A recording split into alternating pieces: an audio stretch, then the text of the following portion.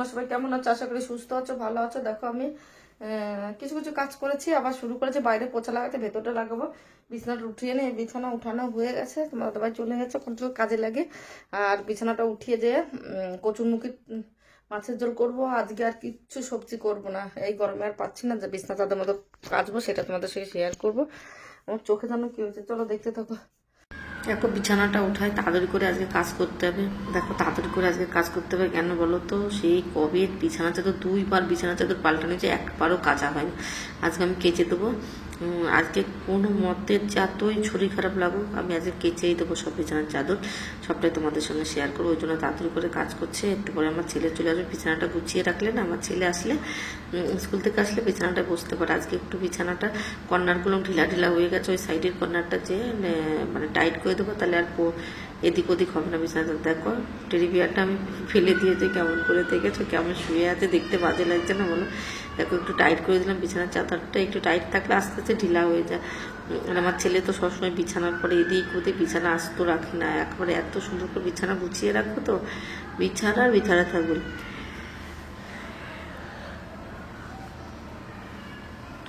বিছানাটা সুন্দর করে গুছিয়ে দিয়ে এই কালকে কম্বলগুলো কাটবো, সেটাও শেয়ার করবো।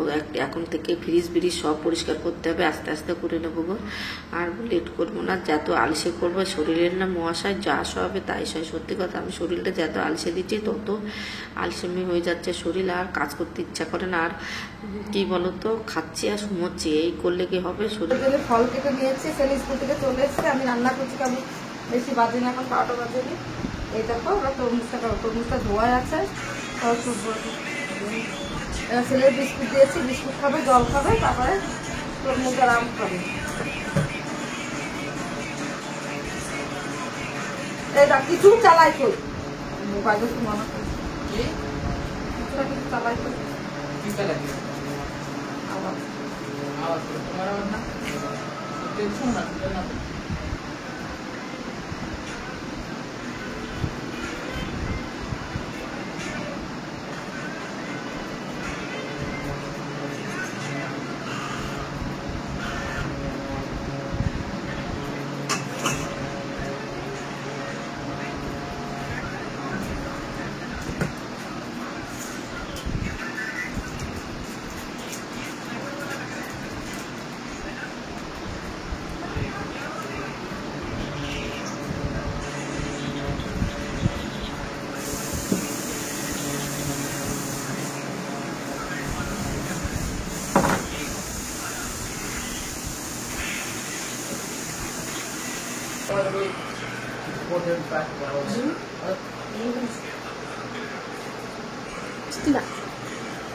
মিষ্টি না।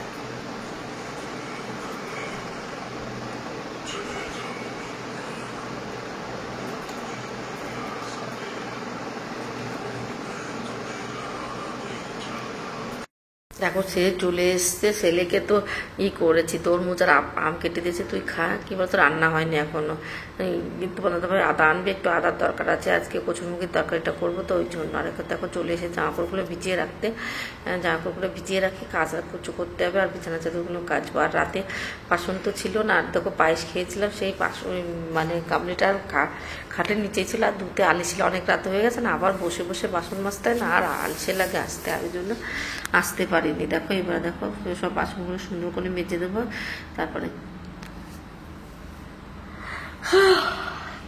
দেখো এডিট করতে আসলে দুপুরবেলা না হাই আসে। আর আজকে এখনো ঘুমাইনি, 4:30 বেজে গেছে, খুব মোটা হয়ে যাচ্ছে। আর ভাবছি এখন থেকে আর ঘুমাবো না, সংসারের সমস্ত কাজ সুন্দরভাবে গুছিয়ে করে নেবো, আর আলসে করবো না। বিকালে আর কাজ করবো না, সকাল সকাল উঠে সকালে কাজ করে নেবো, তাহলে ভালো হবে, বিকালে একটু আরাম পাওয়া যায়।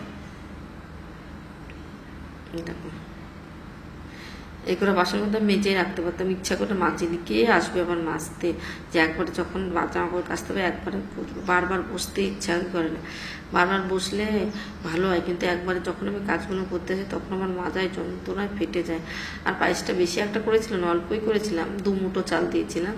1 কিলো চালের সঙ্গে 1 মুঠো 1.5 মুঠো মতো চাল দিয়েছিলাম, খুব ভালো হয়েছিল। গোবিন্দভোগের চালটা দিয়ে করেছিলাম, খেতে এত সুন্দর হয়েছিল পায়েসটা। কিন্তু ওর মধ্যে আমি কি বলে আমুল দুধ দিতেই ভুলে গেছিলাম, এত তাড়াহুড়ো ছিল কি বলবো, আর তাড়াহুড়োর মধ্যে কিচ্ছু হয় না, দেখবো আস্তে আস্তে কাজ করে গুছিয়ে খেতে দিলে খুব ভালো লাগে, কিন্তু পারিনি, টাইমটাই ছিল না, ওই জন্য দিতে পারিনি। সেই 1টা 12:30 1টা বেজে গেছিলো। অত আইটেম রান্না করতে একটু টাইম তো লাগবে, কিন্তু সময়টার অভাব এটাই।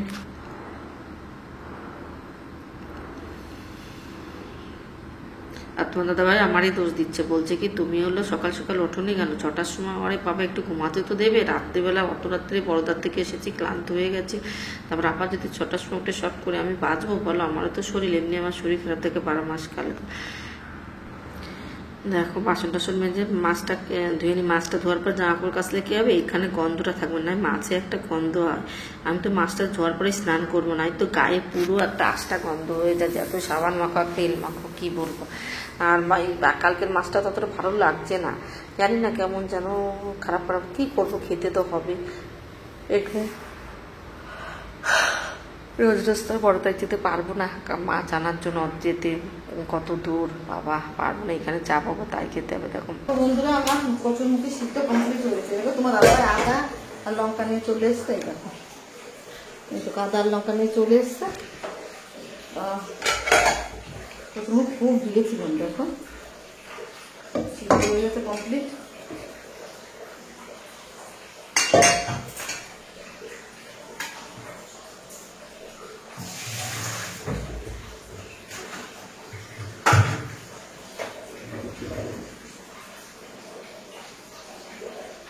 দেখো মাছটা জল আমার ফুরিয়ে গেছে, এখন জল চালাতে হবে।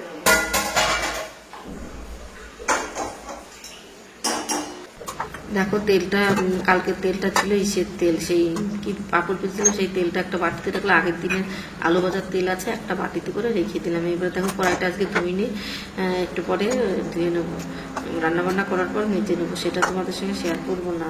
কড়াইটা যা পুড়েছে মাছতে আবার 1 ঘন্টা লাগবে, সবটাই যদি শেয়ার করি তুমি। আর দেখো মশলার কৌটোটা না একটু আগের দিন খুব তাড়াহুড়ো করে রান্না করেছিলাম, হাত লেগেছে, আজকে একটু মুছে নিলাম সুন্দর করে। দেখো মাছে হলুদ লবণ মাখিয়ে নিলাম, হাতটা ধুয়ে নিচ্ছি। এবার দেখো একবার এত কড়াইটা তেতে গেছিলো, তখন গ্যাসটা বন্ধ করে দিয়েছিলাম, এখন দেখো আবার গ্যাসটা ধরিয়ে মাছটা দিয়ে দিলাম ভাজার জন্য। দেখো মাছ ভাজা কমপ্লিট হয়েছে, 3টা 6টা মাছ হয়েছে, বড় বড় করে পিস করেছি, দেখতেই পাচ্ছ 6টা পিস করেছি একবারের জন্য।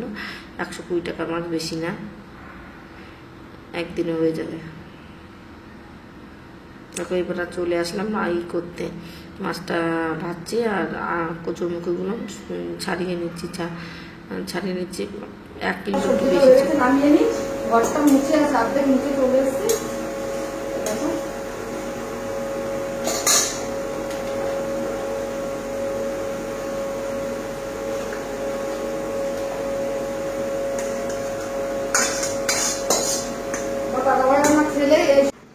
দেখো আমি রান্নাবান্না কমপ্লিট করে রেখে চলে এসেছি, ঘরটা মুছতে, ঘর মুছে তারপরে চলে যাব এইদিকে। পুরো পরিষ্কার, কিচেনটা পরিষ্কার করে নিয়েছি, সেটা তোমাদের দেখায়নি, পুরো কিচেনটা সুন্দর করে পরিষ্কার করে নিয়েছি।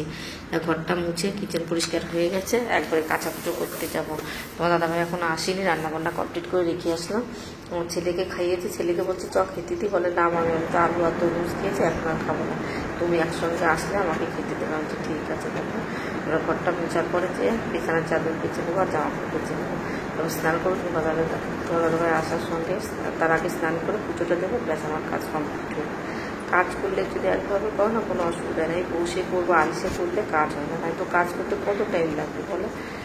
আস্তে আস্তে ভাবছি ঘর তোর পরিষ্কার করে নেবো, কি এত গরম না, ওই জন্য কাজটা করতে পারি না।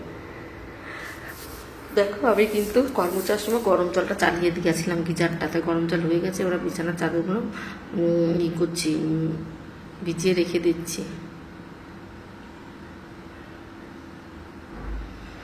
এই বিছানার চাদরগুলো দুটো তো কটন না, দুটো কটন, ওই দুটো বেশি করে গরম জল দিয়ে করছি। আর দেখো জলটা আমি একটা গামলিতে নিচ্ছি, ওই লাল চাদরটাই তো কালার উঠবে, ওই জন্য আলাদা করে এটা ভিজিয়ে দিচ্ছি, না একসঙ্গে ভেজালে তো সব খিচুড়ি বেঁধে যাবে, তার জন্য ভিজিয়ে রেখে দিলাম। আর এই 4টে বিছানার চাদর কেচেনেও, বালিশের কভার কটা, 6টা বালিশের কভার আর 4টে হলো ফুল বালিশের কভার, আর বড় দুটো বিছানা চাদর, ছোট দুটো বিছানা চাদর। দেখো, আর গরম জল দিচ্ছে তো এমনি পরিষ্কার হয়ে যাবে। আমরা বেশি দিন বিছানা চাদর ইউজ করি না, দুটো এই কটা করার আলিশে এত আলিশ হয়েছে কি বলবো। দেখো, ভিজিয়ে রাখার পরে আমি চলে এসেছি, 1 ঘন্টা পর চলে এসেছি। মানে বিছানা চাদর জন্য কাজটাকে লালটা দিয়েছিল, এখন একটু সাবান দিয়ে ব্রাশ করে তারপরে শুকিয়ে নেবেন। যে গরম জল দিয়ে ভিজালে এমনি নোংরা থাকে না, ভালো সার্ফ ইউজ করে তো ওই জন্য। দেখো কালার উঠছে, এখন এই কবে কালার যাবে, বিছানা চাদর ছেড়ে যাবে তবুও কালার দেওয়া কমপ্লিট হবে না। এত সুন্দর কালার, কীভাবে কালার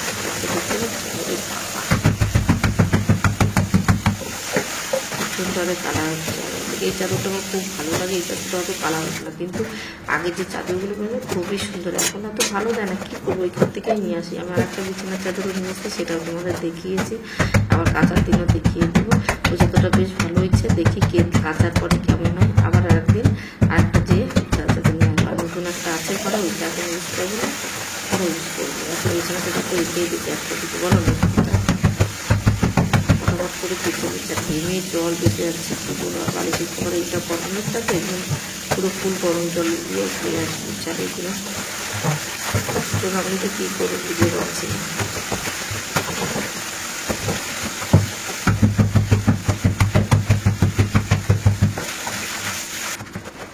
একেবারে বিছনার চাদরটা কেচে নিচ্ছে। কি নোংরা দেখতে পাচ্ছ, কালো কালো লাগছে মনে হচ্ছে। এই কদিন আবার প্রায় 15 দিন হয়ে গেছে, 10 দিন তো হয়েই গেছে, রয়েছে আরও ধুলোবার এসছে। পাশে আবার সেই কি লাগাচ্ছে, দরজা লাগাচ্ছে, আর কালার করছে, প্রচণ্ড আরে ধুলো আসছে। এই দেখো, এটা বালিশ, এই বালিশের কভারগুলো তো কাচতে বেশি অসুবিধা হয় না। দেখো সাবান দিয়ে দিয়েছি, আর থুপিয়ে থুপে কেচে নেবো।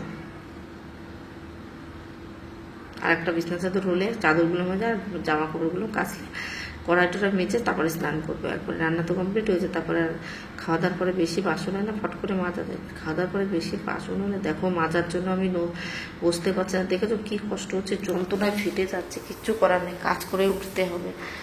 থেকে থেকে একটু জিরিয়ে নিচ্ছি মাজাটা, এত যন্ত্রণা হচ্ছে, পাও ফুলে যাচ্ছে। মাজার যন্ত্রণা হলে আমার পাটাও ফুলে যায় জানালাতে। কী করবো, এই দেখো মাজার জন্য বসতেই পারছি না, কিছু করে নাই, কাজে লেগেছে তো করেই নেবো। আমারই ভুল, যেন একবারে এত কাজ করে বসে করতে পারি না, যদি একবারে করতে চলে আসি ওই জন্য অসুবিধা হয়। দেখো বিছানা চাদরটা এইটা কাঁচা হয়ে যায়। জামা কাপড় আজকে অতটাও বেশি না, কালকে রাতে অনেক কেচে দিয়েছি, তোমরা তো দেখেছো, যারা লাইভ দেখেছো। প্রচণ্ড অনেক যত রাতে কাপড় হয়েছিল আমার ছেলে রেখে দিয়েছিল স্ন্যাটা করে, কালকে রাতেই কেচে দিয়েছি। একটু ভালো উপকার হয়েছে, কেন বলতো আজকে কত জামা প্যান্ট, আজকে এই জামা কাপড় পাশের বাড়ি নাড়তে হবে, আমাদের এত জায়গা নাই।